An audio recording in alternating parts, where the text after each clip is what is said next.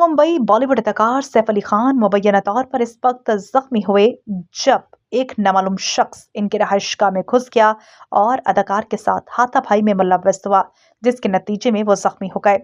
सैफ अली खान की टीम का बयान। मिस्टर सैफ अली खान के रहायशगाह पर चोरी की कोशिश की गई। वो इस वक्त अस्पताल में जेर इलाज हैं। हम मीडिया और मदाहों से सब्र की दरखास्त करते हैं। ये पुलिस का मामला है, हम आपको सूरत हाल से बाखबर रखेंगे। मुंबई पुलिस के मुताबिक ये वाकया बुध की रात देर गए उस वक्त पेश आया जब घुसने वाला शख्स अदाकार की मुलाजमा के साथ झगड़ा करने लगा।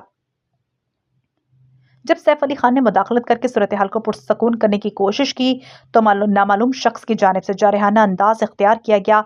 दोनों हाथापाई में मसरूफ हो गए, जिससे अदाकार को मामूली चोटें आई हैं। तफ्तीश जारी है। इंडियन एक्सप्रेस के जरिए शाया करदा अस्पताल के सीईओ के एक बयान के मुताबिक अदाकार को 6 जख्मों के साथ सुबह 3:30 बजे दाखिल किया गया था। इनमें से एक चोट इनकी रीढ़ की हड्डी के बहुत करीब थी। नुकसान की हद तक मालूम नहीं हो सका। लीलावती अस्पताल के सीईओ नीरज अतमानी ने हिंदुस्तान टाइम्स को बताया कि सैफ अली खान को सुबह 3:30 बजे लीलावती अस्पताल लाया गया। 6 चोटें थीं, जिसमें से 2 गहरी। इनमें से एक चोट इनकी रीढ़ की हड्डी के करीब है। हम ऑपरेशन कर रहे हैं। इनका operation neuro surgeon Nitin Dange, cosmetic surgeon Leena Jain, statistics Nisha Gandhi कर रहे हैं।